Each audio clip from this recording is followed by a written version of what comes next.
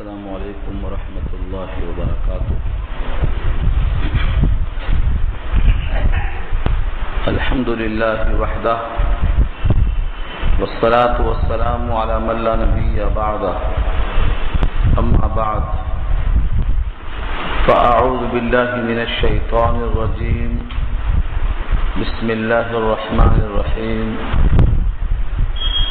ونوحا إذ نادى من قبل فاستجبنا له فنجيناه وأهله من الكرب العظيم إلى آخر الآية۔ صدق الله العلي العظيم وصدق رسوله النبي الكريم، ونحن على ذلك من الشاهدين والشاكرين۔ اللهم ألهمنا رشدنا وأعذنا من شرور أنفسنا، اللهم وفقنا لما تحب وترضى من القول والفعل والنية۔ رب اشرح لي صدري ويسر لي أمري واحلل عقدة من لساني يفقهوا قولي، آمین یا رب العالمین۔ محترم حضرات، معزز سامعین، محترم خواتین، میری ماؤں اور بہنوں، ملی بھائیوں، پیارے بچوں، آج کی گفتگو کا عنوان ہے سورہ انبیاء 17واں پارہ، چھٹا رکوع سورت کا بھی ہے اور چھٹا رکوع پارے کا بھی ہے۔ آیت نمبر 75 تک بات ہو چکی تھی۔ یہاں سے مختلف انبیاء کرام کا تذکرہ آ رہا ہے اجمالاً، اس لیے کہ تفصیل کے ساتھ مختلف مقامات پر انبیاء ان کی اقوام کا تذکرہ آ چکا ہے۔ یہاں بطور نتیجے کے پیش کیا گیا ہے کہ دیکھو فلاں نبی نے کیا پیغام پیش کیا اور قوم نے کیا جواب دیا، نتیجہ کیا نکلا۔ اس طرح سے ساری کائنات میں سب سے محترم اور معزز اور مکرم شخصیات انسانوں کے درمیان انبیاء کی ہوتی ہیں۔ ان انبیاء میں سے بھی ان کا تذکرہ کیا اللہ نے جو ان میں بھی ممتاز مقام رکھتے ہیں، تاکہ معلوم ہو جائے کہ سارے انسانوں کو اسی اللہ کی طرف متوجہ ہونا چاہیے جدھر ان انبیاء کا توجہ اور رخ تھا۔ یہ ظاہر کرنے کے واسطے یہ مضمون پیش کیا گیا ہے۔ وَنُوحًا إِذْ نَادَى مِن قَبْلِ، من قبل سے مراد ابراہیم علیہ السلام کے زمانے سے بہت پہلے جب نوح نے پکارا۔ نوح علیہ السلام کا تفصیلی تذکرہ سورہ نوح میں آ چکا ہے اور سورہ اعراف میں آ چکا ہے۔ یہاں آپ تفصیل سے سن چکے ہیں۔ مختلف حصے کو الگ الگ بیان کیا گیا ہے۔ حضرت نوح علیہ السلام کا امتیاز ہے کہ وہ آدم ثانی کہلاتے ہیں۔ ساری کائنات دوبارہ پھر ان کی نسل سے وجود میں آئی ہے۔ وہ اللہ کی طرف سے 950 برس تک اللہ کا پیغام پہنچاتے رہے۔ ان کے سامنے 3 نسلیں پیدا ہوئی، جوان ہوئی اور مر گئیں، لیکن ایمان لانے والوں کی تعداد بہت کم تھی۔ اللہ نے کہا وَمَا آمَنَ مَعَهُ إِلَّا قَلِيلٌ، تھوڑے لوگ ان کے ساتھ ایمان لائے۔ اور جب وہ لوگ بھی تنگ کرتے رہے، آپ کے لیے نفرت کا اظہار کرتے رہے، اپنی انگلیاں اپنے کانوں میں ڈال لیتے، اپنے چہرے کو چھپا لیتے اور کہتے ہم آپ کو دیکھنا بھی نہیں چاہتے، آپ کی بات سننا بھی نہیں چاہتے۔ ادھر اللہ نے خبر دے دی اِنَّهُ لَن يُؤْمِنَ مِن قَوْمِكَ إِلَّا مَن قَدْ آمَنَ، اب ایمان نہیں لائیں گے جو لانا تھا لا چکے۔ حضرت نوح نے اللہ سے دعا کی کہ اب ان کے حق میں جب ایمان نہیں ہے تو پھر ان کے وجود سے اس جہان کو پاک کر دیجئے، کیونکہ ان سے ایمان لانے کی تو وہ توقع تھی وہ آپ کی خبر پہ ختم ہو گئی۔ اس وقت انہوں نے دعا کی تھی، اس دعا کا ذکر یہاں شروع ہو رہا ہے۔ یہ سب اجمالی خاکہ کے مقام پہ آ چکا ہے۔ وَنُوحًا إِذْ نَادَى، اور نوح علیہ السلام کو یاد کرو جب انہوں نے پکارا، من قبل اس سے پہلے یعنی موسیٰ کے زمانے سے پہلے، فَاسْتَجَبْنَا لَهُ تو ہم نے ان کی دعا سن لی۔ معلوم کیا ہوا؟ انبیاء کی دعا بھی اللہ سنتے ہیں، لہذا جب نبی بھی اللہ ہی کو پکارتے ہیں تو تم کسی اور کو پکارنے کے بجائے اللہ کو پکارو۔ فاستجبنا له، ہم نے ان کی دعا قبول کر لیا۔ فنجیناہ، ہم نے ان کو نجات دے دیا، وَأَهْلَهُ، اور ان کے اہل کو نجات دے دیا۔ اہل سے مراد بیوی بچے نہیں آتے۔ ہماری اصطلاح میں جب لوگ سمجھتے ہیں اہل و عیال تو بیوی بچے مراد لیتے ہیں۔ اہل کے معنی بیوی اور عیال کے معنی بچے، یہ لفظ کے لحاظ سے صحیح ہے، لیکن جب حضرت نوح کا بیٹا کشتی میں شریک نہیں ہوا اور کہا میں پہاڑ کی پناہ لے لوں گا، میں ایمان والوں میں شامل نہیں ہوں گا، سورہ ہود 12 تفصیلی بحث وہاں آئی ہے، وہ اللہ کی طرف سے صاحب ایمان نہیں تھا، اس کے دل میں اپنے باپ پر ایمان نہیں تھا، لیکن جب ڈوبنے لگا تو حضرت نوح کی محبت جو بیٹے سے فطری ہوتی ہے وہ جاگ اٹھی، اور انہوں نے کہا کہ اے میرے پروردگار، یہ میرا بیٹا ڈوب رہا ہے اور آپ کا وعدہ ہے کہ میں آپ کے اہل کو بچاؤں گا، یہ میرا اہل ہے۔ اللہ نے یہ نہیں کہا کہ تیرا بیٹا ہے، تیرا اہل ہے، فرمایا انہ لیس من اہلک، وہ تیرا اہل ہے ہی نہیں۔ حضرت نوح کو دو ٹوک لب و لہجے میں جواب دینا اللہ کی طرف سے کہ وہ تیرا اہل نہیں ہے، باوجود کہ صلبی بیٹا، اور ایسا ہی بیوی کے ساتھ ہوا، بیوی بھی ان کے ساتھ ایمان نہیں لائی، اس کا ذکر سورہ تحریم پر 28 میں آ چکا ہے۔ ان دونوں مقامات سے معلوم ہوا ہے اہل کے لیے صاحب ایمان ہونا ضروری ہے، اگر صاحب ایمان نہیں ہے تو وہ تمہارے اہل میں شامل نہیں ہے، بیٹا ہونے دو، بیوی ہونے دو۔ اللہ نے کہا انہ لیس من اہلک انہ عمل غیر صالح، اس کا عمل غیر صالح ہے۔ تو یہاں جو کہا گیا کہ ہم نے ان کو بچایا اور ان کے اہل کو، اس سے مراد ان کے فالوورز کو، ان کے اتباع کرنے والوں کو، ان کے ساتھ کشتی میں شریک ہونے والوں کو بچایا اللہ نے، اور کشتی کے باہر جو تھے سب ڈوب گئے، کیونکہ آج اعلان تھا لا عاصم اليوم من امر اللہ، آج اللہ سے بچانے والا کوئی نہیں، الا من رحم، مگر جس پر اللہ رحم کر دے، اور وہی لوگ ہیں رحم کیے ہوئے جن پر اللہ نے رحم کر دیا، وہ صاحب کشتی میں سوار ہو چکے ہیں، اطلاع کو مان چکے ہیں، حضرت نوح کی خبر تسلیم کر کے ان کے ساتھ ہم رکاب ہو چکے ہیں۔ من الکرب العظیم، کرب اردو میں استعمال ہے، کرب و بلا، کربلا ہے، کرب و بلا اور کربلا، کرب کے معنی بے چینی اور عظیم اس کی صفت ہے، بہت بڑا کرب تھا، یعنی ساری کائنات ڈوب رہی تھی، ساری کائنات غرق ہو رہی تھی، کوئی بچانے والا نہیں تھا، سب کے سب اپنی فکر میں پڑے ہوئے تھے، اس بڑے کربناک منظر سے ہم نے ان کے اہل کو نجات دے دیا۔ وَنَصَرْنَاهُ، اور ہم نے ان کی نصرت کی، مدد کی، مِنَ الْقَوْمِ الَّذِينَ كَذَّبُوا بِآيَاتِنَا، اس قوم سے جنہوں نے جھٹلایا ہماری آیتوں کو۔ پوری قوم نے حضرت نوح کی تکذیب کیا اور وہ ہماری آیتیں پیش کرتے تھے، آیتوں کی تکذیب کیا، تو ایسی قوم سے ہم نے ان کو بچایا اور اس قوم کے مقابل میں ہم نے ان کی مدد کی۔ وہ قوم کیسی تھی؟ فرمایا انہم کانوا قوم سوء، بے شک وہ لوگ تھے ایسی قوم جس کی صفت کیا ہے؟ سوء، سوء کے معنی بری، سو سے بنا ہے سو، بری قوم تھی یہ، ان کی برائی کا تفصیلی تذکرہ سورہ اعراف میں آ چکا ہے کہ وہ لوگ کیا کیا کرتے تھے، ان تمام احوال کو یہاں اللہ نے اشاروں میں کہہ دیا کہ وہ بری قوم تھی نتیجے کے اعتبار سے، لہذا ہم نے کیا کیا؟ فاغرقناہم، ہم نے ان تمام کو غرق کر دیا، اجمعین، سب کے سب کو، سوائے کشتی میں رہنے والوں کے ہم نے کسی کو چھوڑا نہیں، سب کو ہم نے غرق کر دیا۔ یہ نتیجہ ہوا، حضرت نوح اللہ کا پیغام سنانے والے تھے، قوم کی وجہ سے اللہ تعالیٰ کی طرف متوجہ ہوئے کہ قوم تکذیب کر رہی ہے اور میں ان سے تھک گیا ہوں۔ سورہ قمر میں تو فرمایا انی مغلوب فانتصر، ربی انی مغلوب فانتصر، اے اللہ میں تھکے ہار چکا ہوں، میں تھکا چکا ہوں، مغلوب جس پر لوگ غالب آ چکے ہیں، فانتصر، آپ ان سے انتقام لیجئے میری طرف سے، میں ان سے مقابلہ نہیں کر سکتا۔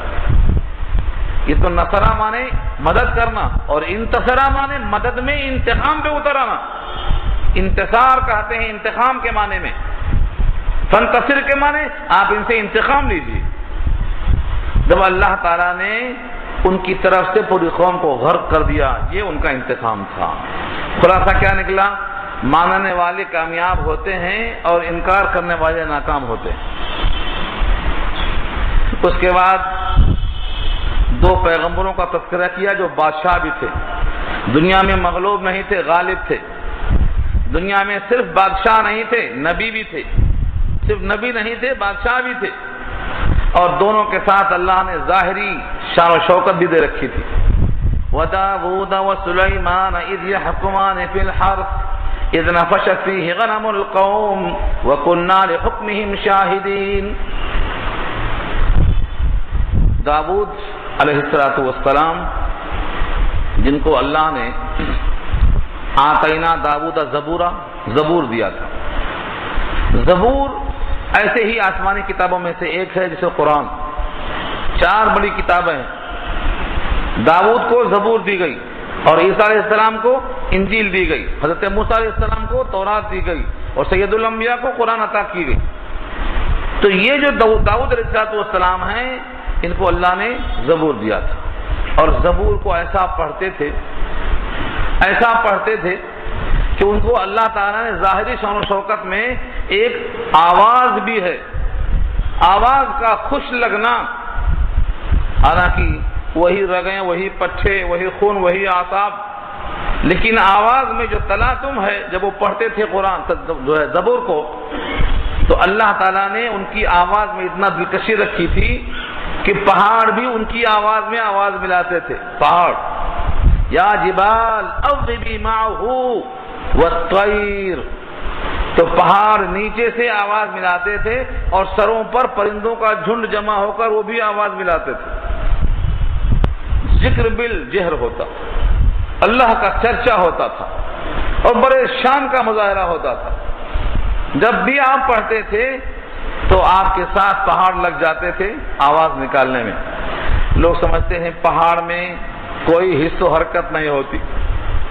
ہاں، لوگ پہاڑوں کی پوجا چپ کے تھوڑی کرتے ہیں، لوگ تو پتھروں کو تراش کے خدا تسلیم کرتے ہیں، اور ہم کہتے ہیں شعور ہی نہیں ہے ان میں۔ شعور ہے، پتھروں میں شعور ہے، اور یہ ہم کو سمجھ میں آئے یا نہ آئے قرآن کا فیصلہ ہے۔ وَإِنَّ مِنَ الْحِجَارَةِ لَمَا يَتَفَجَّرُ مِنْهُ الْأَنْهَارُ وَإِنَّ مِنْهَا لَمَا يَشَّقَّقُ فَيَخْرُجُ مِنْهُ الْمَاءُ وَإِنَّ مِنْهَا لَمَا يَهْبِطُ مِنْ خَشْيَةِ اللَّهِ۔ جب پہاڑوں میں سے بعض گر جاتے ہیں اللہ کی خشیت سے، اللہ خود بیان کرتے ہیں، تو پہاڑوں کا پھٹنا، پہاڑوں سے پانی کا نکلنا، پہاڑوں کا لڑھکنا، یہ ان کی دلیل ہے کہ ان میں شعور رکھا ہے، حیات رکھا ہے۔ ہاں، با منو تو مردہ باحق زندان، با منو تو مردہ، ہمارے تمہارے لیے تو وہ مردہ نظر آتے ہیں، خاک و باد و آب و آتش، مردہ اند، با منو تو مردہ باحق زندہ اند۔ اس کا حکم ہوتا ہے تو پہاڑ آواز نکالتا ہے، پرندے آواز نکالتے ہیں، اللہ کا حکم ہوتا ہے۔ یہ معجزہ تھا، اور معجزہ کہتے ہی اسی کو ہیں جو کسی کو سمجھ میں نہ آئے۔ عاجز کر دینے والے عمل کو معجزہ کہتے ہیں۔ پوری دنیا جس سے عاجز ہو وہ عمل معجزہ کہلاتا ہے، کیونکہ وہ اللہ کا فعل ہے، اللہ قادر مطلق ہے۔ تو ایک تو ان کو ظاہری شوکت دی گئی تھی، زبور جب پڑھتے تھے تو پہاڑ آواز نکالتے تھے، اور ان کے سروں پر والطیر محشورہ، پرندے جمع ہو کر کے آواز نکالتے تھے۔ وداؤد وسلیمان، اور سلیمان علیہ السلام کا ذکر کو، یہ ان کے بیٹے ہیں، نبی بھی ہیں، بادشاہ بھی ہیں، اور ایسی بادشاہت اللہ نے پھر کسی کو نہیں دی ہے، نہ آئندہ ملنے والی ہے۔ آج کے بڑے بڑے بادشاہ مغرور بنے بیٹھے ہیں، چند سکوں پر اتنا اتراتے ہیں کہ اسلام کی شریعت سے، حدود سے نکل کر اپنے اسباب عیش میں لگے ہیں۔ تب تک رہے گا یہ عیش۔ دنیا والوں کو دکھانے کے لیے اللہ نے سلیمان کا نام پیش کیا ہے کہ جن کی حکومت ہواؤں پر ہے، جنات پر ہے، لیکن وہ سجدہ اللہ کو ہی کرتے ہیں، وہ روتے اللہ کے سامنے ہیں، اور وہ اللہ کے سامنے عاجزی کرتے ہیں، اور وہ مانگتے اللہ سے ہیں۔ 100 بیویوں ہوئیں، 100 بیویاں، لیکن ایک سے بھی اولاد نہیں ہوئی، اولاد اللہ سے مانگتے ہیں۔ انشاءاللہ کا ظہور ہو گیا تو 100 بیویوں میں سے ایک کو بھی اولاد نہیں ہوئی، صرف ایک کو آدھا بچہ پیدا ہوا۔ سورہ سواد پارہ 23 میں یہ بحث گزر چکی ہے۔ تو داؤد کا ذکر کرو، بادشاہ ہیں، نبی ہیں۔ سلیمان کا ذکر کرو، بادشاہ ہیں، نبی ہیں۔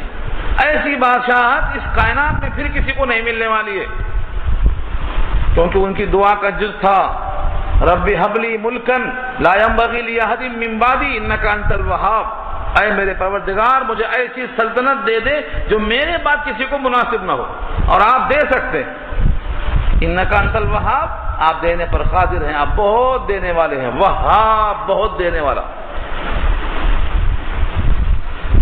یہ دونوں پیغمبروں کا حال دو انداز سے پیش کیا اللہ۔ حضرت سلیمان کا واقعہ تفصیل سے سورہ نمل میں آیا ہے، تفصیل سے وہاں دیکھیے۔ کچھ حصہ سورہ سبا میں آیا ہے، وہاں بھی دیکھیے۔ یہ خلاصہ ہے، نتیجہ یہاں بیان کرنے کے لیے ان کا نام لیا گیا ہے، چند خصوصیات کو ذکر کیا گیا ہے، تفصیلی واقعہ یہاں بیان کرنا مقصد نہیں ہے۔ ایک مقدمہ آیا، 2 آدمی داخل ہوئے، حضرت داؤد بادشاہ پر ہیں، فیصلہ کرنے کو تیار ہیں۔ حضرت سلیمان ابھی باہر بیٹھے ہوئے ہیں، ان کا ابھی وقت نہیں آیا، ان کا دور ابھی شروع نہیں ہوا۔ ایک آدمی آ کے کہتا ہے کہ میرے کھیت میں ان کی بکریاں رات میں آ کر روند گئیں، پورا کھیت صاف کر دیا، اور جن کی بکریاں تھیں انہیں بھی ساتھ تھا، انہیں کہا مجھے اپنے جانوروں کی اس غلطی کا اعتراف ہے، بکریاں میری تھیں، روند گئیں، فیصلہ چاہیے۔ حساب لگایا تو جتنا کھیتی کا نقصان تھا بکریوں کی قیمت بھی شاید اتنا ہی نکلی۔ تو انہوں نے کہا ٹھیک ہے، کھیت والے کا نقصان جتنا ہوا جتنا بکریوں کی قیمت ہے، لہذا بکریاں کھیت والے کو دے دی جائیں۔ فیصلہ ہو گیا۔ یہ فیصلہ حق تھا، کیونکہ جتنا نقصان ہوا تھا اتنا تاوان واجب ہے۔ اب یہاں طویل بحث ہوگی، مگر میں جاؤں گا نہیں ادھر کہ فقہ حنفی کے مطابق کیا ہے، فقہ شافعی کے مطابق کیا ہے، اور دن میں روز جائیں تو کیا ہے، رات میں روز جائیں تو کیا ہے، چرواہا ساتھ رہے تو کیا ہے، چرواہا ساتھ نہ رہے تو کیا ہے۔ یہ لمبی تفصیل ہے، مجھے یہاں نہیں جانا ہے اس فقہ کی بحث میں، اس لیے کہ اس میں جاؤں گا تو گھنٹہ ختم ہو جائے گا۔ اتنی بات طے ہے کہ وہ پیغمبر تھے اور ان کے پاس علم تھا، احکامات تھے، وہ فیصلہ غلط کر ہی نہیں سکتے، ان کا یہ فیصلہ تھا۔ جب باہر نکلے حضرت سلیمان دروازے پر سے، کہا ابا نے کیا فیصلہ کیا؟ کہا یہ فیصلہ کیا۔ کہا اگر میں ہوتا تو اس سے بہتر فیصلہ کر دیتا۔ یہ جملہ سن کر دونوں واپس آ گئے، اور پیچھے پیچھے حضرت سلیمان بھی آئے اور کہا اگر میں فیصلہ کرتا ابا جان تو اس سے اچھا فیصلہ کر دیتا۔ اس سے اچھا فیصلہ ایک فیصلہ کرنے والے کو احساس جانے کے لیے کافی ہے۔ کہا بولو تمہارا فیصلہ کیا ہوتا؟ انہوں نے کہا میرا فیصلہ تو یہ ہوتا کہ یہاں پر بکری والوں کا سراسر صفایا ہو گیا، جڑ سے اکھڑ گئے، یہ بکریاں دے دی جائیں کھیت والوں کو، لیکن اس دن تک کے لیے کہ جب تک وہ کھیتیوں میں کام کرتے کرتے کھیتی کو اس مقام تک لے آئیں جس مقام پر کھیتیاں تھیں، تب تک کھیتی والے بکری کا دودھ پیتے جائیں۔ جب کھیتی اس موقف پہ آ جائے تو بکریاں واپس کر دیں بکریوں والوں کو، تب تک کے واسطے دودھ پیتے جائیں، تو بکری والوں کا نقصان نہیں ہوا، اور جتنا نقصان کھیتی والے کا ہوا تھا اتنا یہ لوگ کر کے اس کو پورا کر دیں۔ اللہ فرماتے ہیں فیصلہ تو وہ بھی صحیح تھا، لیکن یہ فیصلہ ہم نے سمجھایا سلیمان کو، یہ فیصلہ ہم نے سمجھایا۔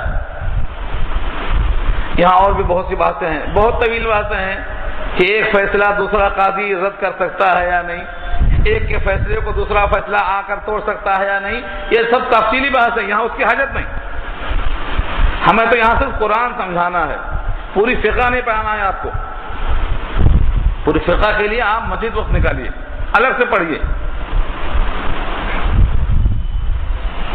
دیکھیے لفظوں کو، وَدَاوُودَ وَسُلَيْمَانَ اور داؤد اور سلیمان کے قصے کا تذکرہ کیجئے اِذْ يَحْكُمَانِ جب دونوں فیصلہ کر رہے تھے فِي الْحَرْثِ کھیتی کے بارے میں اِذْ جب نَفَشَتْ فِيهِ غَنَمُ الْقَوْمِ قوم کی بکریاں جب رود گئیں ان کے کھیت میں راتوں رات کیونکہ نفشت کے معنی مطلق رودنا نہیں رات میں رودنے کو کہتے ہیں نفشت رات میں ان کی بکریاں گئیں اور رود گئیں وَكُنَّا لِحُكْمِهِمْ شَاهِدِينَ اور ہم ان کے فیصلے کا مشاہدہ کر رہے تھے شاہدین ہم مشاہدہ کر رہے تھے کہ کیا فیصلہ ہو رہا ہے دونوں کا فیصلہ ہم دیکھ رہے تھے فَفَهَّمْنَاهَا سُلَيْمَانَ ہم نے اس قصے کا صحیح فیصلہ سلیمان کو سمجھا دیا سمجھ میں ان کی ہم نے ڈال دیا کبھی کبھی بیٹے کے مقابل میں باپ کا فیصلہ اور باپ کے مقابل میں بیٹے کا فیصلہ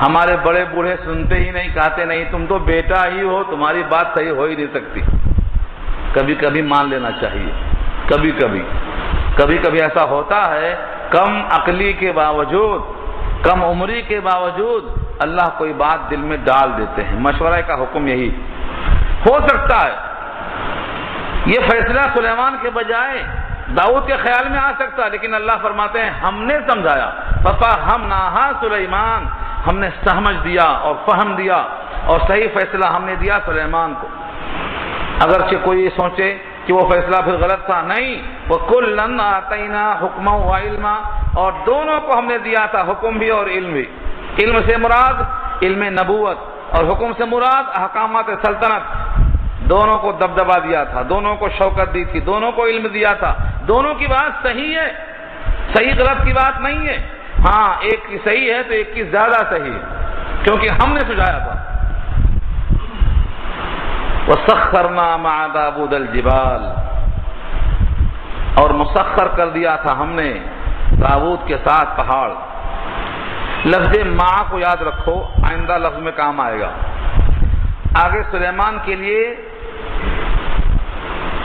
لفظ مع کے بجائے لام زر لی آ رہا ہے سلیمان کے لیے ہم نے ہواؤں کو مسخر کیا اور یہاں ہے داؤد کے ساتھ پہاڑوں کو مسخر کر دیا اس کی وجہ لکھی ہے شارحین نے کہ داؤد جب پڑھتے تھے تو پہاڑوں کو حکم دینے کی نوبت نہیں آتی پہاڑ خود ہی ذکر میں شامل ہو جاتے تھے تو یہ ہے مع الجبال وسخرنا مع داؤد الجبال پہاڑوں کو ہم نے داؤد کے ساتھ مسخر کر دیا تھا یہ پڑھتے وہ شامل ہو جاتے حکم دینے کی ضرورت پیش نہیں آتی لیکن سلیمان کے کہا سلیمان علیہ السلام کے واسطے وَلِسُلَيْمَانَ الرِّيحَ اور سلیمان کے لیے ہم نے ہواؤں کو مسخر کر دیا یعنی وہ حکم دیتے تھے یہاں سے چلنا ہے وہاں پہنچنا ہے وہاں سے آنا ہے یہاں جانا ہے وہ ان کو حکم جیسا دیتے تھے ویسا وہ عمل کرتی تھی اس لیے ہواؤں کو ان کے لیے مسخر کر دیا اور پہاڑوں کو ان کے ساتھ مسخر کر دیا قرآن کریم کے لفظوں میں کہیں لام کہیں مع یہ جو ہے بلا وجہ نہیں رہتا بھائی معقول وجہ رہتی ہے غور و فکر کرنے سے اس کی بات سمجھ میں آ جاتی ہے وَسَخَّرْنَا مَعَ دَاوُودَ الْجِبَالَ اور مسخر کر دیا ہم نے داؤد کے ساتھ پہاڑ یسبحنا تسبیح کرتے تھے وہ والطیر اور پرندے بھی تسبیح کرتے تھے وَكُنَّا فَاعِلِينَ اور ہم ہیں کرنے والے پہاڑ کو تسبیح کرانے کے لیے اور پرندوں کو تسبیح میں شامل کرنے کے لیے تمہاری دماغ میں یہ نہ جائے کہ پرندے کیسا نہیں ہم ہیں پرندوں کو تسبیح پر لگانے والے اور ہم کیا نہیں کر سکتے ہم تو زمین کے کنکروں کو پتھروں کو بلکہ کائنات کی ہر شے کو تسبیح پڑھا دیتے ہیں سورہ بنی اسرائیل میں آیت آ چکی ہے زمین کی کوئی شے ایسی نہیں ہے جو اللہ کی تسبیح نہیں کرتی لیکن تم سمجھتے نہیں وَإِن مِّن شَيْءٍ إِلَّا يُسَبِّحُ بِحَمْدِهِ وَلَكِن لَّا تَفْقَهُونَ تَسْبِيحَهُمْ نہیں ہے کوئی شے کائنات میں جو اللہ کے حمد کی تسبیح نہ کرتی ہو لیکن تم سمجھتے نہیں تو جب ہم ہر شے کو تسبیح پر لگا سکتے ہیں تو پہاڑوں کو اور پرندوں کو لگانا کیا مشکل ہے اس لیے فرمایا وہ کننا فاعلین اور اصل تو کرنے والے ہم ہیں یعنی ہر معجزہ اللہ کا فعل ہر کرامت اللہ کا فعل ہر استدراج اللہ کا فعل تمہاری نگاہ میں جس کے ہاتھ پہ فعل ہوتا ہے اس کے مت دیکھو، یہ ہمارا فعل ہے اور ہم ہر شے پہ قادر ہیں. یہ ہے اس کا جواب. وَكُنَّا فَاعِلِينَ وَعَلَّمْنَا، اور ہم نے ان کو سکھلایا. علمناہ، ہو کی ضمیر جاتی ہے داؤد علیہ السلام کی طرف کیونکہ ان کا ذکر چل رہا ہے ابھی. وعلمناہ، اور ہم نے ان کو سکھلایا اور انہوں نے پھر دنیا کو سکھلایا. کیا ہے وہ؟ صنعت. صنعت و حرفت اردو میں استعمال ہے، کاریگری. کس چیز کی کاریگری؟ لبوس لکم. لبوس لباس اردو میں استعمال ہے. لباس کہتے ہیں جس کو پہنا جائے، لیکن جب لبوس آ جائے فعول کے وزن پر تو وہ لباس جو بطور حفاظت کے پہنا جائے، جس کو ہم زرہ کہتے ہیں، لوہے کا لباس، لوہے کی ٹوپی، یہ لبوس میں آتا ہے. تو لباس بھی پہنا جاتا ہے اور لبوس بھی پہنا جاتا ہے، لیکن یہ لبوس جو ہوتا ہے اس کا مقصد کیا ہے؟ اللہ خود فرماتے ہیں لِتُحْسِنَكُم مِّن بَأْسِكُم، تاکہ تم کو حفاظت میسر ہو تمہاری جنگوں میں. لِتُحْسِنَكُم، حسن، ہا صاد نون. حسن کے معنی قلعہ کے آتے ہیں. تم قلعہ کی طرح محفوظ ہو جاؤ. تلوار لگتی ہے تو تم کو کاٹ نہیں سکتی، تم جیسے کوئی قلعہ میں بند ہو گئے ہو. باسن کے معنی جنگ اور لڑائی، سخت خوف. تمہاری لڑائی کے موقع پر ایک دوسرے کی زد سے بچانے کے واسطے تمہیں وہ لباس کام میں آتا ہے. تو ہم نے سکھایا کس کو؟ داؤد کو. اور داؤد نے یہ زرہوں کو بنا کر تمہیں سکھایا. ان تمام نعمتوں پر تم استفادہ کرتے ہو. فَهَلْ أَنْتُمْ شَاكِرُونَ، شکریہ ادا کرنے والے ہو یا نہیں؟ تو دیکھو کاریگری صنعت کی انبیاء سے ہمیں ملی. ہم سمجھتے ہیں کہ انبیاء نے صرف دین کی دعوت دے دی اور دنیاوی کام میں کوئی کام نہیں کیا. حضرت آدم نے زمین میں غلہ بونا اور کاٹنا سکھایا. روٹی کیسے کھاتے ہیں آپ؟ آدم نے سکھلایا ہے. یہ جنگی لباس لوہے کی زرہیں حضرت داؤد نے سکھایا، یہاں موجود ہے. ایسے جتنے بھی حرفت و صنعت کے کام ہیں انبیاء نے سکھلائے اور انبیاء کو اللہ نے بتلائے. اس سے معلوم ہوا کوئی صنعت و حرفت جس سے کسی قوم کو فائدہ ہو جائے یہ عمدہ عمل ہے، کرنا چاہیے، لیکن صرف کمانے کے لیے نہیں، صرف دھندے کے لیے نہیں، صرف اسباب عیش جمع کرنے کے لیے نہیں. اگر کوئی صنعت و حرفت خدمت خلق کی نیت سے کر لیتا ہے تو پیسہ تو اس کو ملے گا ہی ملے گا. اس کی مثال دیا سید الرسول نے. موسیٰ کی ماں، موسیٰ کے ماں کی طرح اس کی مثال ہے. اپنے بچے کو دودھ پلا رہی ہیں اور فرعون کے دربار سے ماہانہ وظیفہ مقرر ہے، یہ اس کے اوپر سے. بچہ کس کا ہے؟ اپنا بچہ ہے. اپنے بچے کو دودھ پلا رہی ہیں لیکن اوپر سے پیسہ مل رہا ہے. تو جو بندہ صنعت و حرفت میں مخلوق کو فائدہ پہنچانے کی نیت کر لیتا ہے پیسہ تو خود ہی آئے گا، اجر میں بہت اونچا مقام حاصل کر لے. نیتیں صحیح کر لو. اصل نیت ہم قوم کو فائدہ پہنچانے والے بنے. اللہ کے نبی نے فرمایا جو کسی کو فائدہ پہنچا سکتا ہے فائدہ پہنچائے. جو بندہ کسی کو فائدہ پہنچائے گا اللہ اس بندے کو محروم کیسے کرے گا؟ حدیث میں آتا ہے جب تک تم کسی بندے کی مدد میں رہو گے اللہ تمہاری مدد میں رہے گا. ما كان العبد في عون العبد واللہ فی عون العبد. کہتے ہیں جب تک بندہ بندے کی مدد کرتا ہے تب تک اللہ اس بندے کی مدد میں رہتا ہے. تو ہم جب خدمت خلق کا ارادہ کریں گے تو اللہ ہم کو فراموش نہیں کر سکیں گے.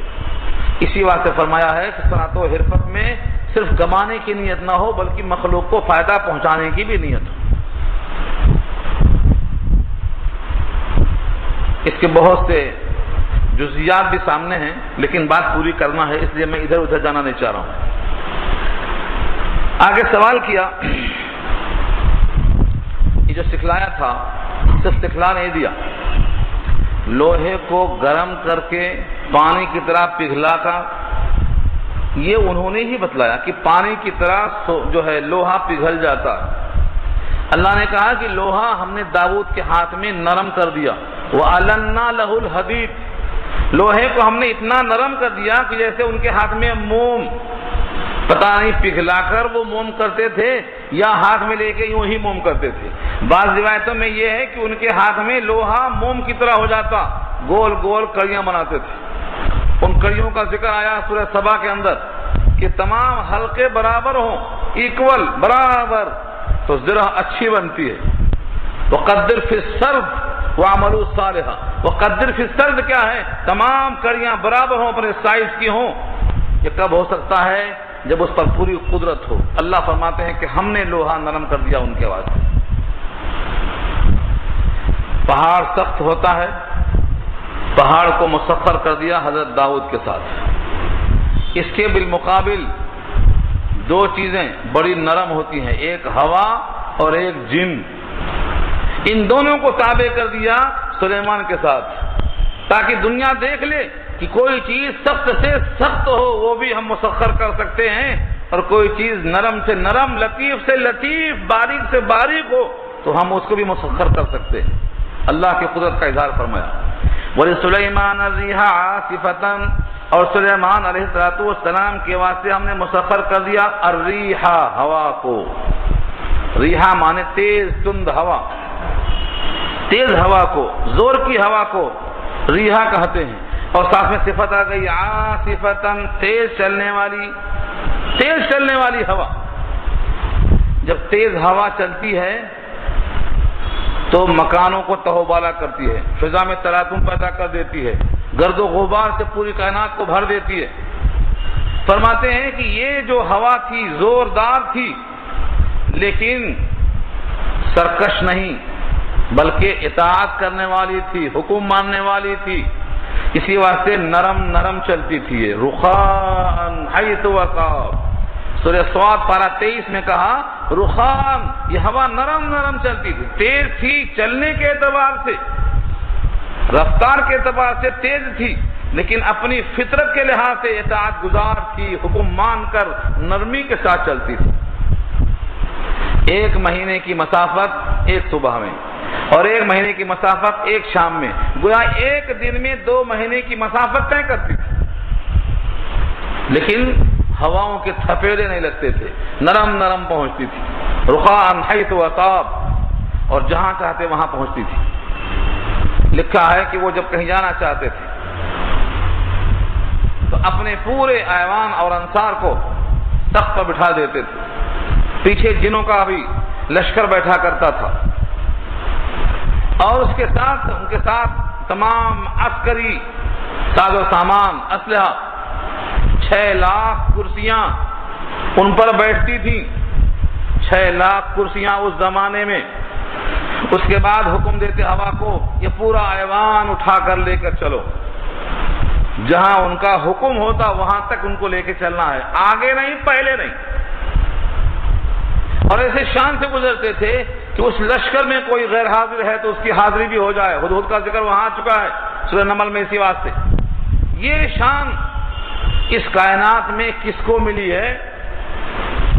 حضرت سلیمان کا یہ عمل لکھا ہے. جب وہ تخت پہ اڑتے تھے تو شکر کی وجہ سے اپنے سر کو جھکا کر تسبیح میں مسلسل لگے رہتے تھے کہ ایسا نہ ہو کسی بنا پر دماغ میں یہ تصور آ جائے کہ میں بھی کچھ ہوں, میرا یہ عمل اللہ کو کہیں ناپسند نہ آ جائے. مسلسل سر جھکائے ہوئے تسبیح میں لگے رہا کرتے تھے. جیسے سید الانبیاء جب مکہ فتح ہوا تو اونٹنی پر سر جھکائے ہوئے تھے کہ فاتحانہ شان سے ہم داخل ہوتے ہیں, کہیں لوگوں کو غرور نہ آ جائے. اتنا زیادہ تواضع کہ آپ کی پیشانی پر جو امامہ تھا, امامے کا کونا لکھا ہے, شارحین نے سیر نے لکھا ہے کہ اونٹنی کی کوہان سے لگنے کے قریب ہو گیا تھا. اتنا تواضع.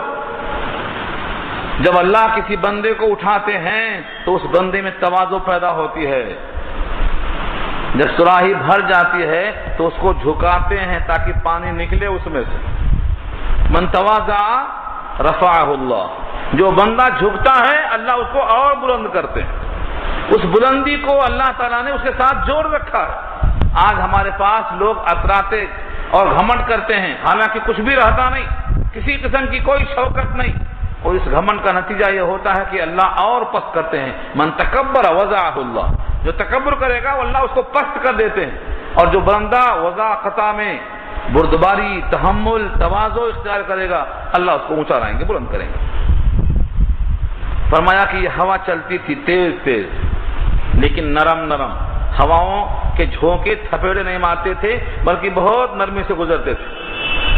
تجری بامرہ، وہ حکم سے چلتی تھی، کس کے حکم سے؟ بامرہ، سلیمان کے حکم سے۔ کہاں چلنا ہے، کتنی دور جانا ہے اور کس مقام پر اترنا ہے، جیسا آپ کا حکم ہوتا تھا وہ ہوا اس کے مطابق لے کے چلتی تھی۔ الی الارض التي بارکنا فیہا، خاص طور سے اس شہر کی طرف، اس زمین کی طرف، برکت جس کو ہم نے خوب نوازا تھا برکتوں سے۔ بارکنا فیہا، اس سے مراد ملک شام ہے۔ ملک شام کی برکت سورہ بنی اسرائیل پارہ 15 میں بحث آ چکی ہے کہ اللہ نے وہاں انبیاء کرام کو کثرت سے بھیجا، مدفون بھی ہیں، اس مقام کو ظاہری زیب و زینت سے نوازا، ہریالی، خوشحالی، پھل پھول کثرت سے نوازا، اور آئندہ زمانے میں حضرت عیسیٰ علیہ السلام کا جو ورود ہوگا وہ بھی ملک شام کی دمشق کی جامع مسجد سے ہی ان کا ورود ہوگا، پھر امت کی قیادت ہوگی۔ یہ سب وہیں سے شروع ہونے والا ہے۔ تو اللہ نے ظاہری اور باطنی برکتوں سے نوازا تھا، یہ مراد ملک شام ہے۔ وَكُنَّا بِكُلِّ شَيْءٍ عَالِمِينَ، اور ہم ہیں ہر چیز کو جاننے والے، ہم ہر چیز کو جاننے والے ہیں۔ یعنی ہم نے سلیمان کو کیا دیا، ان کے دل میں کیا آیا، اور ان کے دل میں ہمارے تعلق سے کیسی کیفیت ہے، ہم سے کوئی چیز پوشیدہ نہیں ہے، ہم ہر چیز کو خوب جاننے والے ہیں۔ وَمِنَ الشَّيَاطِينِ، ایک تو ہوا کو تابع کیا، ذکر آ چکا، اور اب فرمایا وَمِنَ الشَّيَاطِينِ، شیاطین میں سے بھی۔ بہت سے لوگ سمجھتے ہیں کہ شیطان کوئی الگ مخلوق ہے۔ انسان اور جنات دو مخاطب ہیں، یا معاشر الجن والانس۔ انسان میں بھی مومن اور کافر ہوتے ہیں، ایسے ہی جنوں میں بھی مومن اور کافر ہوتے ہیں۔ تو جو مومن تھے وہ تو نبی کی بات مانتے ہی ہیں، ان کا تذکرہ کرنے کی حاجت نہیں، لیکن جو جن مومن نہیں ہیں بلکہ کافر ہیں، وہ اپنے کفر کے باوجود، شیطان ہونے کے باوجود، سلیمان کے دبدبے سے مجبور ہو کے وہ بھی مسخر ہو گئے تھے۔ ان کی بھی ہمت نہیں تھی کہ کوئی حکم توڑ سکے، کیونکہ صرف آپ نبی ہی نہیں تھے، بادشاہ بھی تھے۔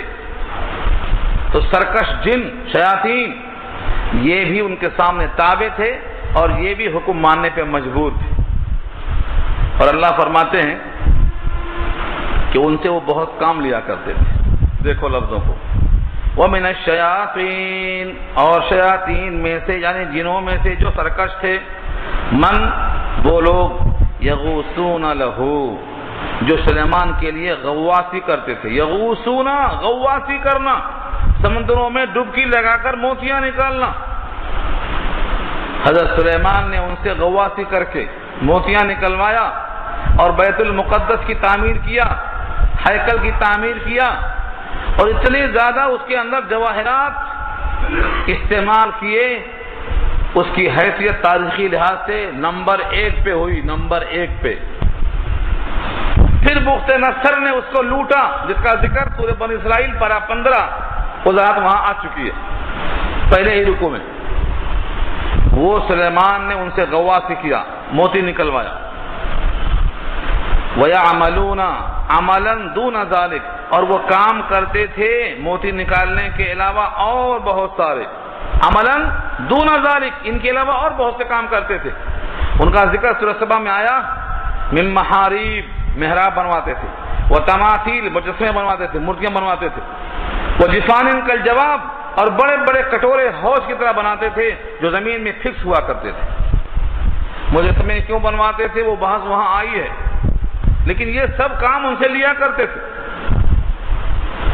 سورہ نمل میں وضاحت آئی ہے کہ آپ کی وفات کے بعد بھی وہ 1 سال تک کام کرتے رہے۔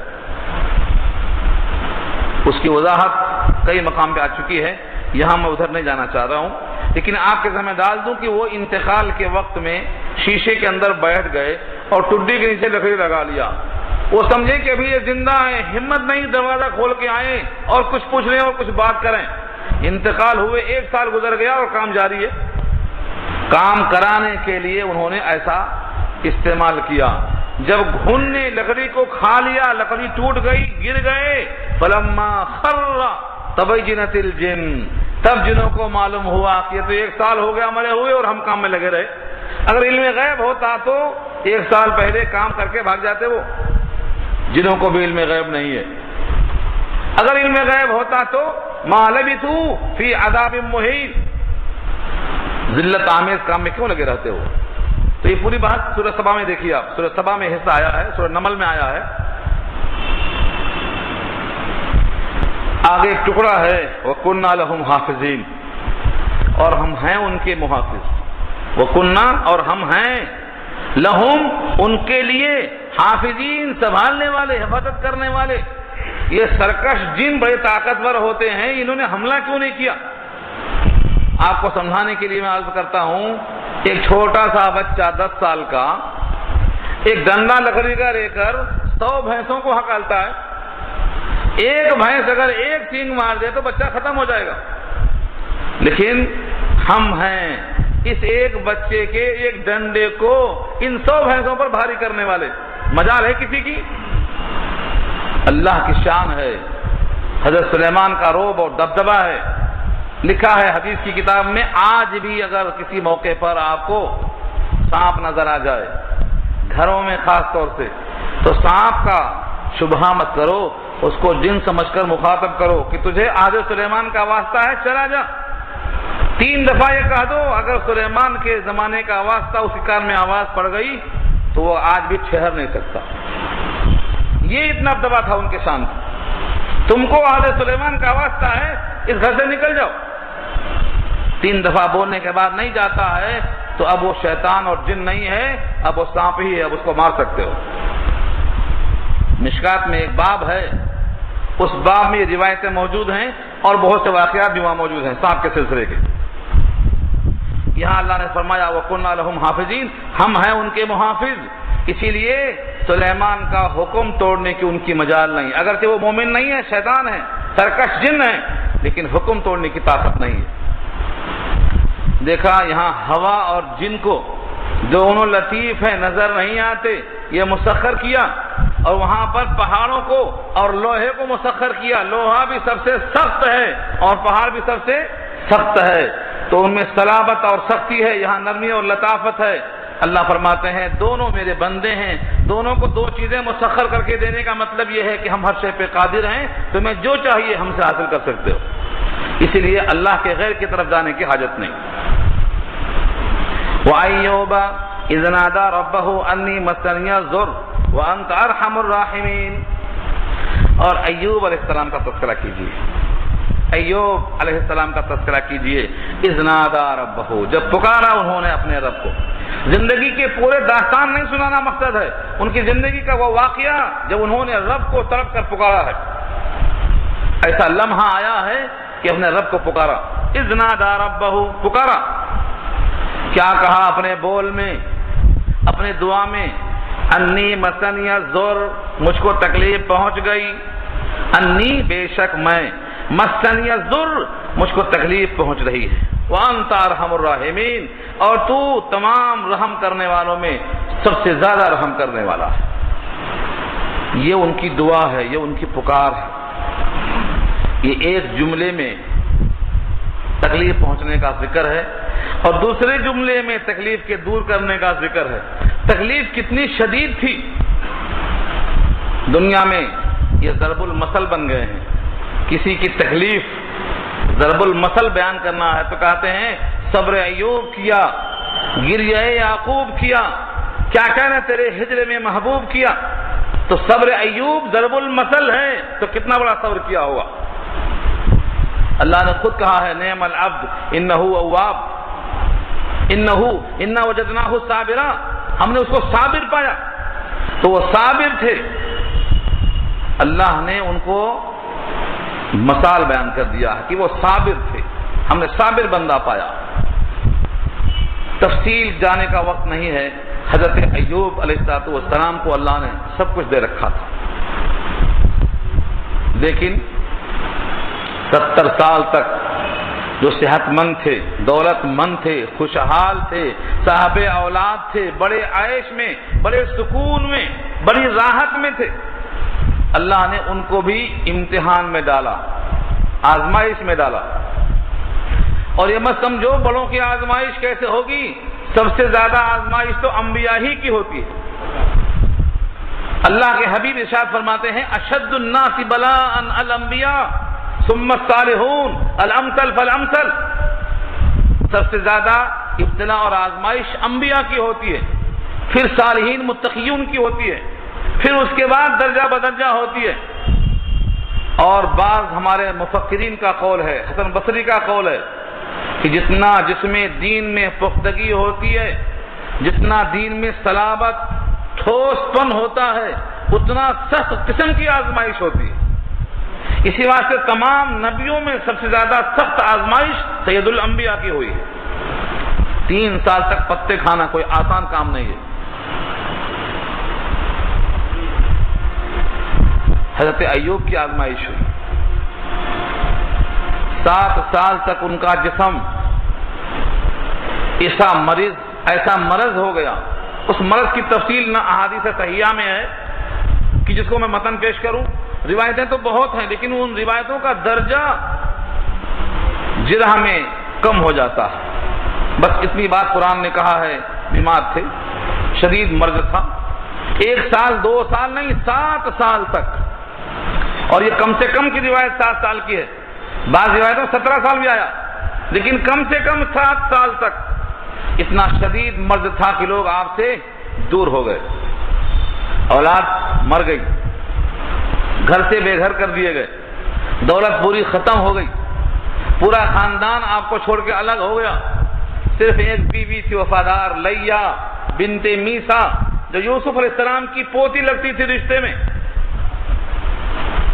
اس کی خاندانی شرافت تھی کہ اس نے شوہر کا ساتھ نہیں چھوڑا، لوگوں نے ان کے ساتھ رہنے کے بجائے انہیں کوڑے اور کچرے کی جگہ لا کر پھینک دیا تھا۔ 7 سال بیوی نے کہا بھی اللہ سے دعا کرو، انہوں نے کہا جس اللہ نے 70 سال خوشحال رکھا، تندرست رکھا، میں اس کے لیے 7 سال تک مشقت نہیں جھیل سکتا۔ صبر ہے، صبر ایوب۔ یہ طویل تھی بحث، ایک بار ان کو تکلیف بہت پہنچ گئی، وہ تکلیف کی وجہ کئی لکھا ہے شاعر ہند نے، کئی واقعات لکھے ہیں۔ ایک میں یہ لکھا ہے، واللہ عالم روایتیں موزون ہیں لیکن وجہ تو بتانا ہی پڑے گا کہ ان کو تکلیف جو پہنچی انی مسنی الضر میں تو کون تکلیف تھی۔ بعض کہتے ہیں کہ ایک مرتبہ ابلیس طبیب کی شکل میں آ کر کہتا ہے میں تمہارے بیمار کو ٹھیک کر دیتا ہوں، فیس نہیں لوں گا، صرف تم یہ کہہ دینا کہ تم نے ٹھیک کر دیا۔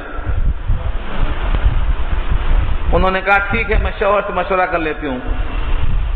جب شوہر سے بات ہوئی تو آپ نے کہا شیطان مردود گھر میں داخل ہو گیا، اب تک تو مشقت ہم جھیلتے گئے لیکن ہم ایمان پر حملہ کو برداشت نہیں کر سکتے کہ میرے گھر میں شرک داخل ہو جائے۔ میں کیسے کہہ سکتا ہوں کہ تم نے ٹھیک کر دیا؟ ٹھیک کرنا تو اللہ کا کام ہے، تم کیسے ٹھیک کر سکتے ہو؟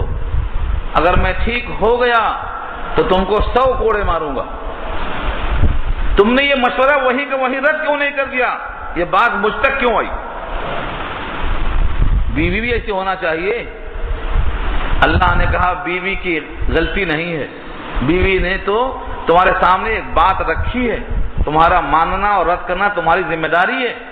اگر تم ٹھیک ہو جاؤ تو بیوی کو مارنے کے لیے، قسم کا کفارہ دینے کے لیے اللہ نے خود سکھلا دیا، 100 سیکیں ہاتھ میں لینا اور ایک بار اس کو مار دینا، ایسا مارنا کہ 100 سیکیں جسم کو لگ جائیں تو 100 کوڑے مارنے کا تمہارا جو قسم کھانے کا عہد تھا وہ پورا ہو جائے گا۔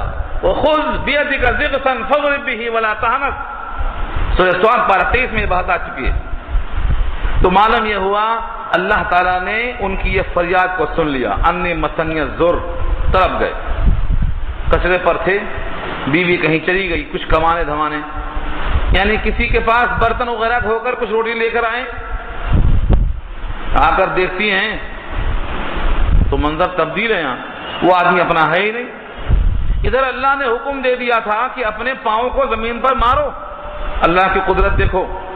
7 سال تک جو مریض تھے ان کو اللہ نے کہیں بھیجا نہیں دواخانے, کہیں کسی کے پاس نہیں بھیجا, کہا جہاں بیٹھے ہو اپنے پاؤں کو زمین پہ مارو. جیسے زمزم نکلا تھا اسماعیل کے پاؤں کے مارنے سے, جبکہ وہ بہت کمزور تھے. وہ کمزور تھے بچپنے کی وجہ سے, اور یہ کمزور تھے بیماری کی وجہ سے. صرف پاؤں مارو. ارکض برجلک ھذا مغتسل بارد و شراب. پاؤں مارتے ہی وہاں پر ایک پانی کا چشمہ جاری ہو گیا. وہ مغسل بھی ہے اور مشرب بھی ہے, پینے کے واسطے بھی ہے اور نہانے کے واسطے بھی ہے. ہمارے ویسا نہیں, یہ پانی ٹھنڈا اور یہ کھارا پانی ہے, یہ میٹھا پانی ہے. وہ تو مغسل بھی ہے, دھونے کی بھی ہے اور پانی پینے کی بھی ہے, دھونے کے واسطے. پیے نہائے بالکل نوجوان, پہلے کی طرح شباب. اس کے بعد جنت کا لباس, جنت کا شاہی لباس پہن کر شباب کے عالم میں وہاں قریب میں بیٹھ گئے. اب بیوی آ کے ڈھونڈتی ہے تو کوئی ہے نہیں, ان سے ہی پوچھتی ہے میرا ایوب کہاں ہے, کبھی دیکھا تم نے؟ انہوں نے کہا میں ہی ایوب ہوں. کہا مذاق مت کرو, میرا بیمار تھا, جسم ایسا تھا, کہیں کتے تو نہیں پھاڑ گئے؟ اس کو غم زدہ ہو کر پوچھتی ہیں. وہ کہتے ہیں غور سے دیکھو میں ایوب ہوں, دعا میری سن لی اللہ نے. یہاں اشارہ اسی کی طرف ہے. وَأَنْتَ أَرْحَمُ الرَّاحِمِينَ, اور آپ سب سے زیادہ رحم کرنے والے ہیں. اللہ نے رحم کر دیا. فَاسْتَجَبْنَا لَهُ, ہم نے ان کی دعا کو قبول کر لیا. فَاسْتَجَبْنَا لَهُ, ان کی دعا ہم نے قبول کر لیا ہے. یہ ترغیب ہے, تم بھی تو کچھ کہو, تمہاری بھی سننے کو ہم تیار ہیں. یہ اشارہ ہے. فَاسْتَجَبْنَا لَهُ فَكَشَفْنَا مَا بِهِ مِنْ ضُرٍّ, تو دور کر دیا ہم نے جو ان کے ساتھ تکلیف تھی. جو تکلیف تھی جسمانی روحانی سب دور کر دیا اللہ نے. وَآتَيْنَاهُ أَهْلَهُ, اور دے دیا ہم نے ان کے اہل کو, جو اہل مر گئے تھے زندہ کر دیا. 7 بیٹے 7 بیٹیاں, 7 کو زندہ کر دیا اللہ نے. اور فرمایا وَمِثْلَهُمْ مَعَهُمْ, اور انہی کے برابر ان کے ساتھ اضافہ دے دیا. اور لے لو. بعض کہتے ہیں 7 بچے 7 بچیاں پھر پیدا ہوئے, ایک قول ہے. دوسرا قول یہ ہے کہ نہیں, ان 7 بیٹے اور 7 بیٹیوں کے جو بچے ہوئے, یعنی بیٹے کے بیٹے جس کو ہم پوتا کہتے ہیں, یہ بھی تو بیٹا ہی ہے. یہ ہے مثلہم معہم. تو اللہ نے ان کو بیٹے بھی دیے اور بیٹوں کے بیٹے بھی دیے. رحمتا من عندنا, یہ رحمت ہے ہماری طرف سے.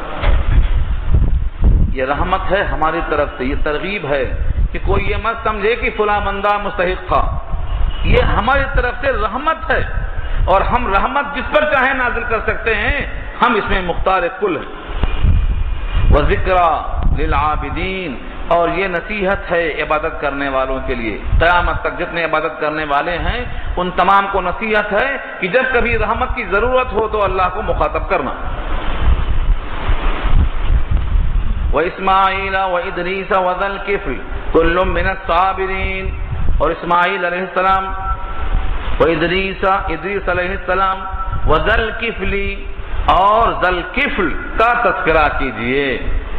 اسماعیل علیہ السلام کا ذکر سورہ صافات میں تفصیل سے آ چکا ہے. ادریس علیہ السلام کا ذکر بھی تفصیل سے اگرچہ نہیں آیا ہے لیکن اجمالاً سورہ مریم میں آ چکا ہے. اب ہیں ذا الکفل.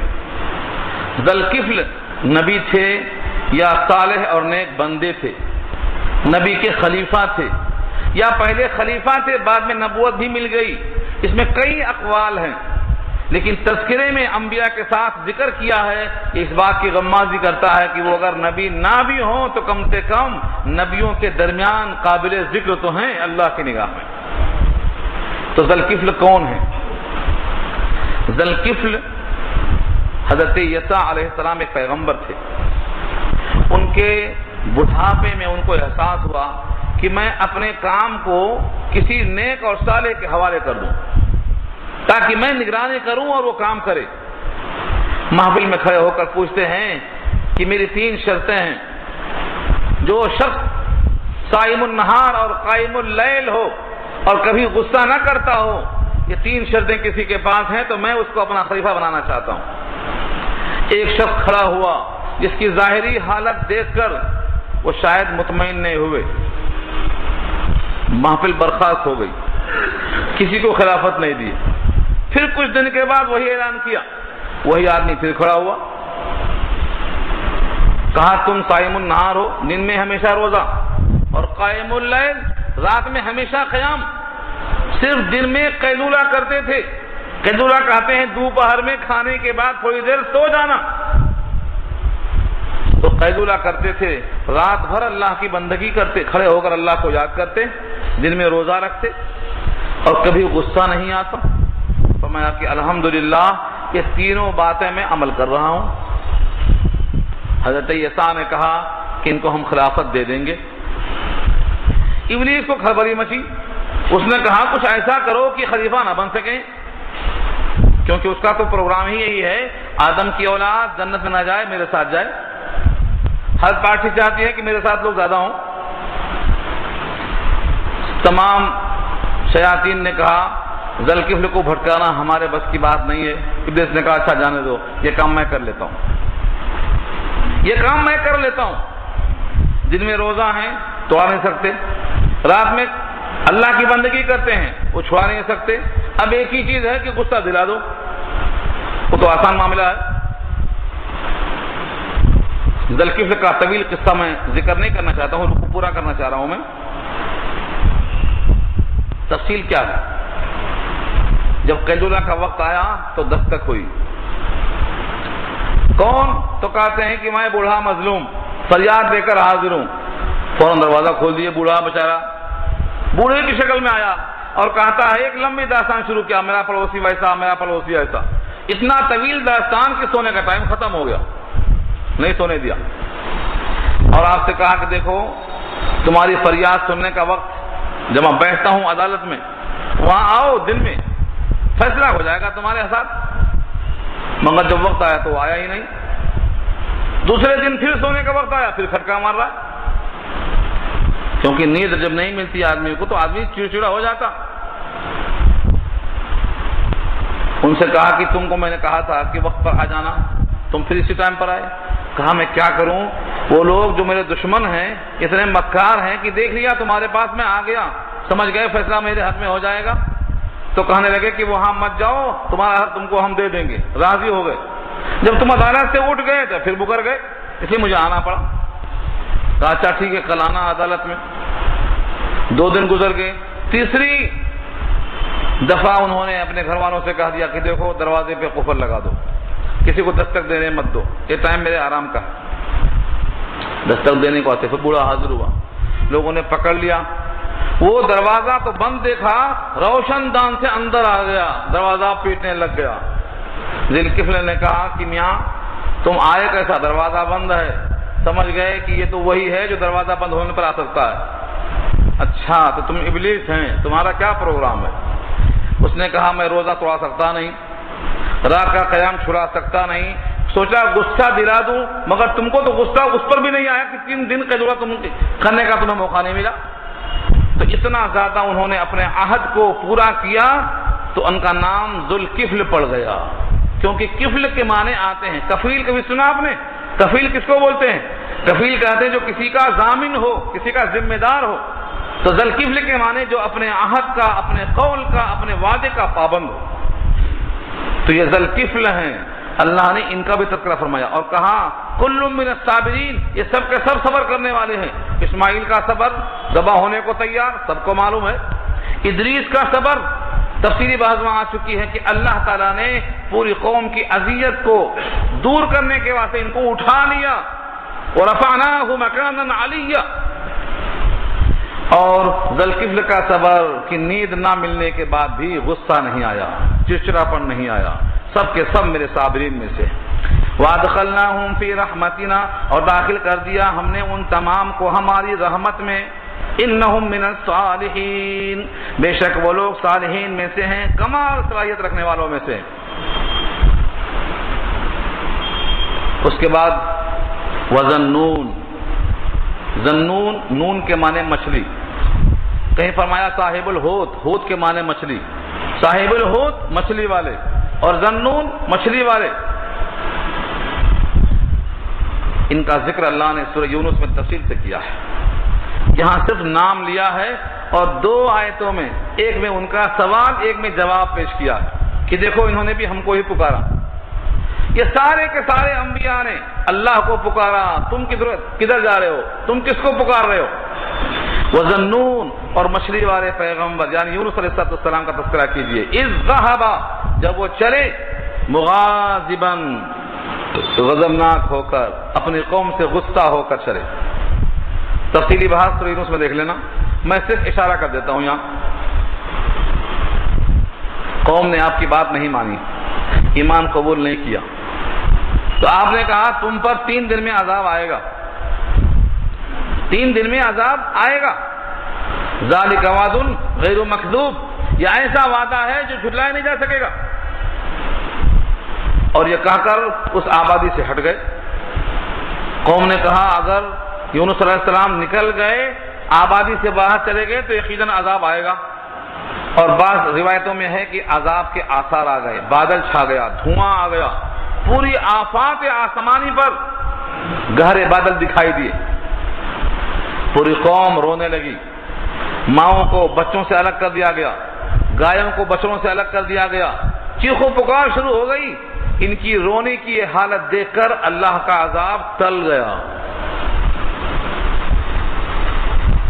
یونس علیہ السلام کے قوم میں یہ چرچا تھا، اگر کسی کی بات جھوٹی ثابت ہو جائے تو اس کو لوگ قتل کر دیا کرتے تھے. انہوں نے کہا تھا 3 دن میں عذاب آئے گا، اور خبر ملی کہ عذاب ٹل گیا. یہ پتہ نہیں کہ پوری قوم توبہ کر کے ایمان میں داخل ہو گئی. اللہ کے حکم آنے سے پہلے اپنی قوم میں واپس آنے کے بجائے کسی اور مقام پر چلے جانے کا فیصلہ کر لیا. کسی مقام پر چلا جانا کوئی غلطی نہیں، لیکن انتظار وحی کرنے کے بجائے چلے جانا خلاف اولا تھا. اور جو مقامات بلند رکھتے ہیں ان کی ادنا سی اجتہادی خطا پر عتاب نازل ہو جاتا کہ ہمارا حکم آنے سے پہلے بستی کو کیوں چھوڑ دیا. چل پڑے. اتفاق سے جہاں جانے لگے راستے میں سمندر آیا، کشتی میں بیٹھ گئے، کشتی رک گئی. کشتی کا رکنا، کشتی کا بھرنا. لوگوں نے کہا 1 آدمی زیادہ ہے. انہوں نے کہا کہ مجھے دریا میں ڈال دو. کہا نہیں، نیک آدمی کو نہیں ڈال سکتے. چہرہ جانا پہچانا نیک دکھائی دے رہا، کیونکہ تقویٰ پرہیزگاری چہرے سے نظر آتی.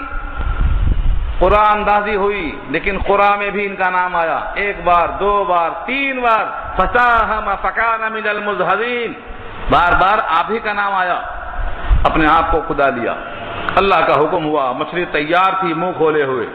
اللہ نے کہا تیری غذا نہیں ہے، کچھ دنوں کے واسطے تیرا پیٹ ان کے واسطے تعذیب کے لیے، تنبیہ کے واسطے ایک قید خانہ ہے.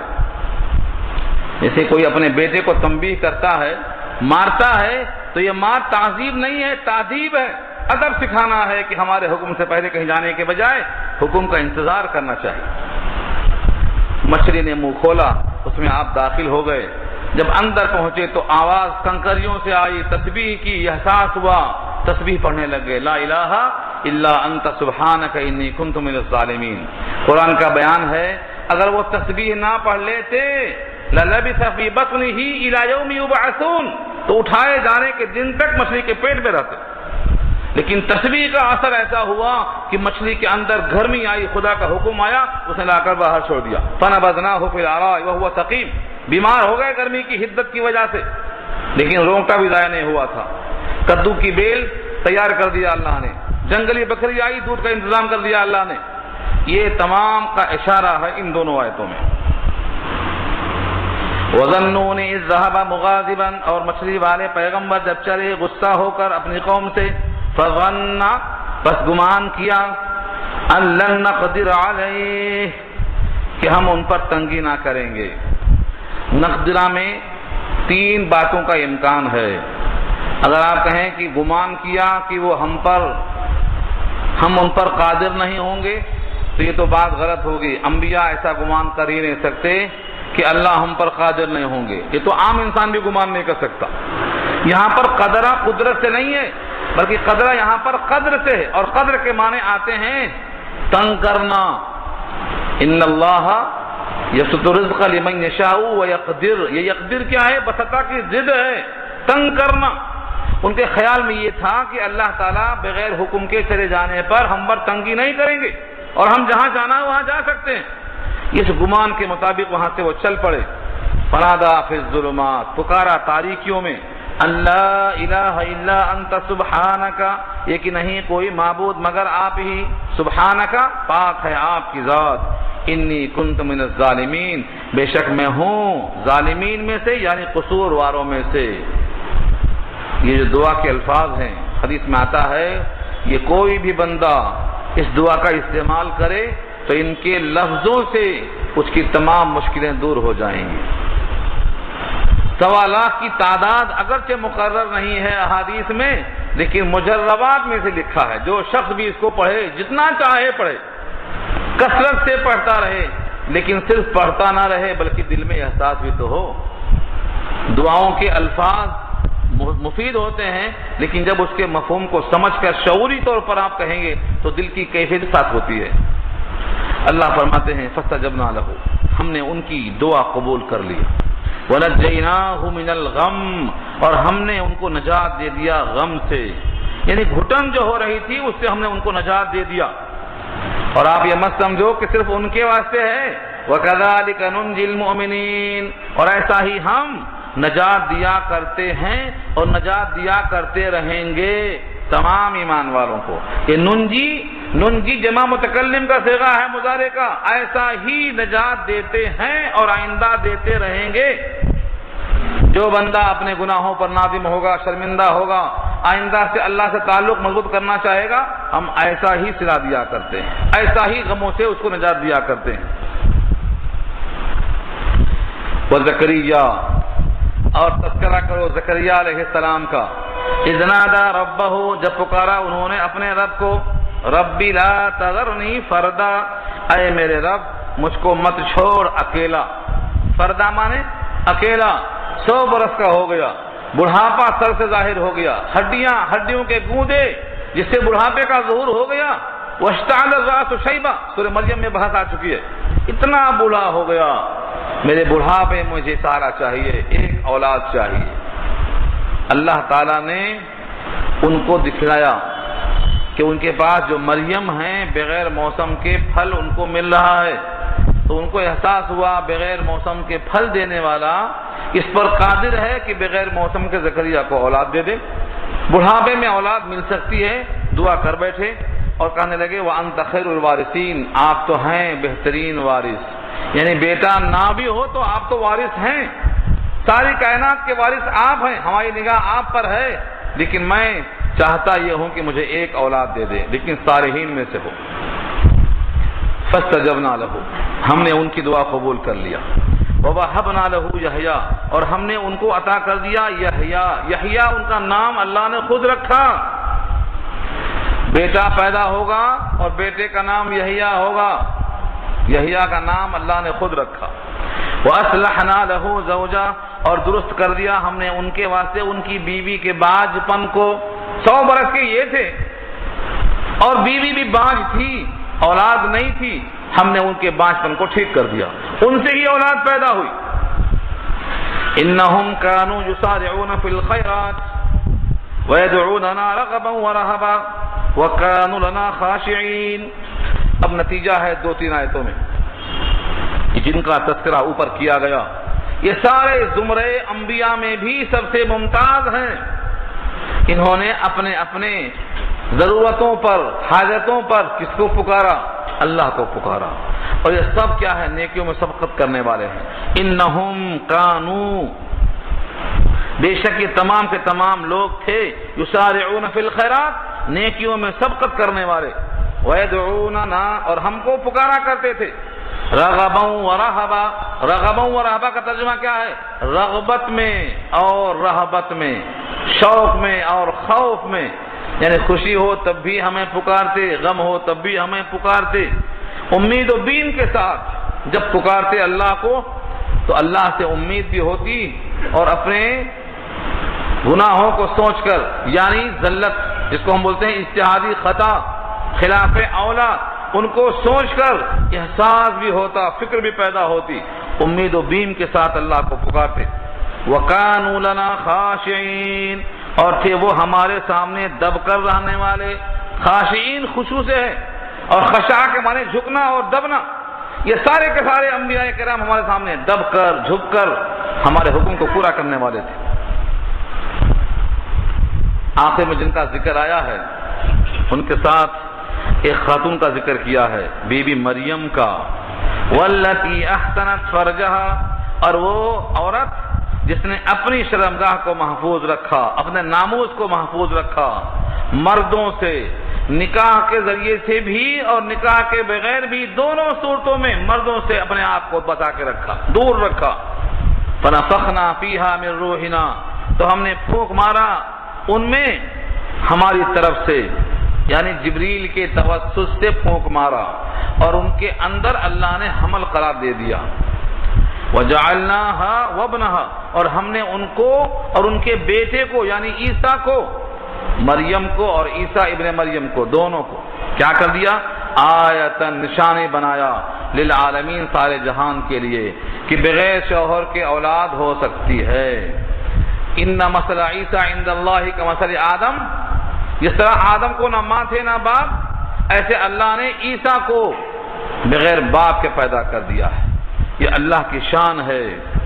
ان تمام کا نام لے کر اللہ فرماتے ہیں ان ھذہ امتکم امۃ واحدہ، بے شک یہ تمہاری امت ایک ہی امت ہے. دنیا جہان والوں کے لیے یہ سب کے سب ایک ہی امت ہے. بظاہر لگتا ہے کہ یہ سب الگ ہیں، نہیں، یہ سب کے سب اللہ کی طرف رجوع ہونے والے ہیں. توحید میں، رسالت میں، آخرت میں سب ایک ہیں، ایک ہی ملت، ایک ہی ملت ہے. یہ اصول کے اعتبار سے ایک ہی امت ہے. وَأَنَا رَبُّكُمْ، اور میں تمہارا پروردگار ہوں. فَاتَّعْبُدُونَ، میری ہی عبادت کرو. خلاصہ کیا نکلا؟ ان تمام نے اللہ کو رب مانا ہے، تم بھی اللہ ہی کو رب مانو. ان سب نے اللہ کی بندگی کی ہے، تم بھی اللہ کی بندگی کرو. لیکن لوگوں کا حال کیا ہو گیا؟ وَتَقَطَّعُوا أَمْرَهُمْ بَيْنَهُمْ، تقطعوا، ٹکڑے ٹکڑے ہو گئے، گروہوں میں بٹ گئے، 73 فرقے ہو گئے، بلا معلومات کی بھی بحث کر رہے ہیں. تقطعوا، ٹکڑے ٹکڑے ہو گئے. امرہم بینہم، ان کے معاملات آپس میں الگ الگ ہو گئے، دین کے معاملات میں سب ٹکڑے ٹکڑے ہو گئے. اللہ فرماتے ہیں ٹکڑے ٹکڑے ہونے والوں ایک بات یاد رکھ لو، کلن الینا راجعون، سب کے سب ہمارے ہی پاس آنے والے ہو. حساب تو میں ہی لوں گا. تم بندگی کسی کی کر لو، لیکن آنا میرے پاس ہے، رجوع میرے پاس ہونا ہے. اس لیے بہتر یہ ہے کہ تمام انبیاء کی نقل کر لو. ان سب نے اللہ کو پکارا ہے، تم بھی اللہ کو پکار لو. آپس کے باہمی جھگڑوں کو، بلا معلومات کی جو تمام بحثیں ہوتی ہیں، ان تمام کو ختم کر کے ایک اللہ کے بندے بن جاؤ اور ایک اللہ کے پکارنے والے بن جاؤ. اور اللہ کے پاس جب حاضر ہو تو تم اللہ کے پاس اجر حاصل کرنے والے، مقام پانے والے بن جاؤ. اور ہمارے پاس کوئی امتیاز نہیں ہوگا کہ وہ فلاں کا بیٹا ہے، وہ فلاں کی بیٹی ہے، وہ فلاں کی بیوی ہے. ہمارے پاس تو ایک دستور ہے. دستور وہ یہ ہے جو عمل صالح کرے گا بحالت ایمان، ہم اس کی قدر کرنے کو تیار ہیں. یہ رکوع انشاءاللہ آئندہ آئے گا. دعا کر لیجیے.